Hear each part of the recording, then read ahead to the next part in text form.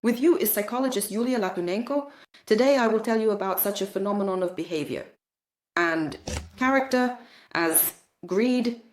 Greed is such a strong fixation of a person on material values, which also leads to emotional greed, stinginess, and coldness in close relationships.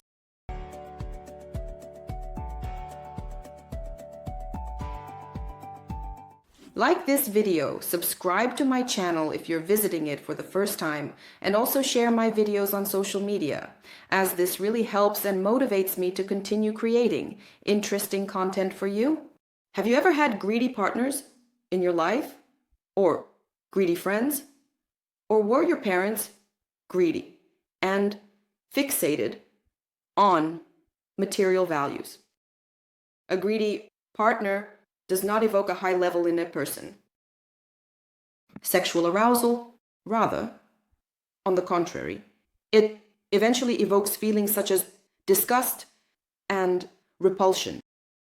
Because a person gets stuck in a certain state, fixated on the material, and they do not give the impression that anything is changing in them. They get stuck in their development process and become seemingly lifeless, as cold as a frozen stone. Signs of greed are formed in childhood. And very often it can be said that the cause of greed is childhood trauma. Today I will tell you about the three main causes of greed. And the first of them is the fear of loss. A person is so afraid of losing their money or some material possessions, housing, thank you, some savings, that it becomes, as it were, frozen. And the number one value for such a person is money. The person lives for money, trying at all costs to avoid that state, the loss of money. They are afraid of what money symbolizes for them. Primarily, it's security.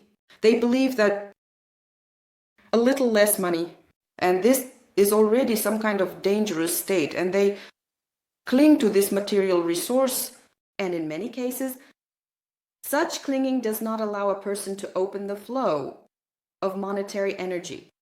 And this very clinging, it leads to the fact that such a person may not have much money at all. Such a person agrees to lose themselves. They do not agree to lose material resources, but they allow for the possibility of losing their dignity, independence, will, freedom, and right to choose.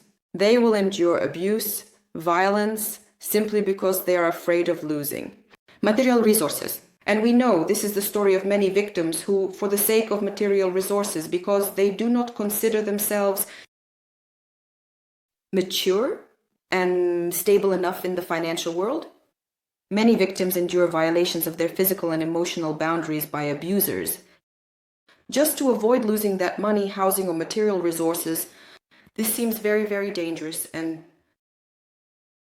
frightening to them, and such people feel so helpless in the world.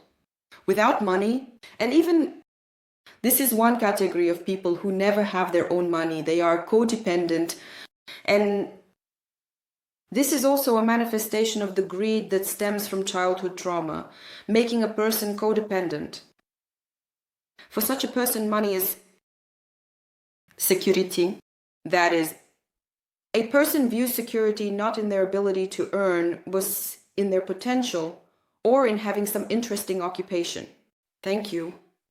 They cling to the money earned by other people, precisely a codependent person, and they are unable to rely on their own material resources. The second reason for greed is the well-known narcissism. It's a narcissistic trauma, where a person uses money to maintain a sense of high self-esteem. In other words, money for such a person means power, control, status, authority. it's not what makes a person valuable as an individual, but rather the presence of money in their wallet that allows them to feel worthy and proud of themselves. Again, here, the value of money comes to the forefront. If in the first reason there was fear, loss, and inability to rely on one's own financial resources, then here there might actually be personal financial resources. But the person is very afraid of experiencing shame, a situation of insignificance, and uses money to humiliate others, to be condescending, arrogant, because they truly believe that without money, they will be treated the same way they treat other people, having that money. This is a projective mechanism of narcissistic trauma. Money allows such a person to look down on people with less material wealth, and such a person will grovel before people who have even a little bit more money. In her imagination, we don't really know who has how much money, but if she imagines that someone has more money, she will grovel before such a person and try to befriend them, to be close to such a person. Such people will gravitate towards those with large sums of money because they believe that the number one value is such money that doesn't allow a person to fall in their self-esteem below the floor. And here, unlike the first reason, fear will not be the main factor. To lose as an element to lose security and the fear to experience shame. Fear, humiliation, fear of low evaluation. Yes, a narcissistic person perceives money in a different way. And what's interesting, the third reason is anal fixation, anal trauma.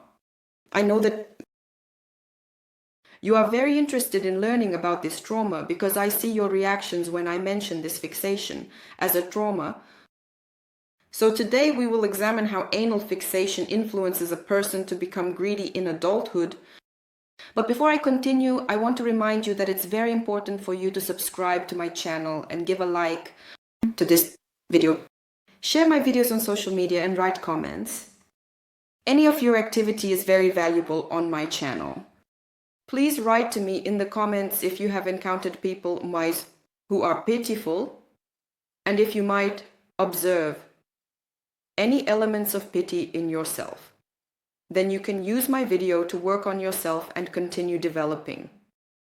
So anal fixation or anal trauma is the trauma that occurred during that period of childhood when the child is being trained to use the potty for bowel movements, and when something goes wrong or the mother is anxious or the potty training is somehow incorrect, the child becomes fixated at the anal stage. This is characteristic of perfectionists, people with obsessive compulsive disorders or character structures, pedants, people who fixate on trifles, details. Anal trauma essentially is a trauma separation from the poop. The child experiences constipation during the period when they are being potty trained. The child is afraid of the potty. They hold on to the poop in their body and they endure and do not let go of the poop. That is, it later manifests as a metaphor for the attitude towards money that a person has in adulthood. They hold on to money like poop. Do not part with money and find it very difficult to repay debts. They may borrow money and then you won't be able to get your money back from them. Such a person may pay at the last moment when there is a deadline to pay. They will be just minutes away, rushing to pay, but will always have plenty of time to think. They find it very difficult to part with money. Why am I comparing the metaphor here? The metaphor of how a person relates to money with the process of defecation, specifically with anal trauma. Because it's no coincidence that there are such signs. Folk believes that if you step in poop on the street, it means money is coming. Or if you dream of poop, they say money will arrive.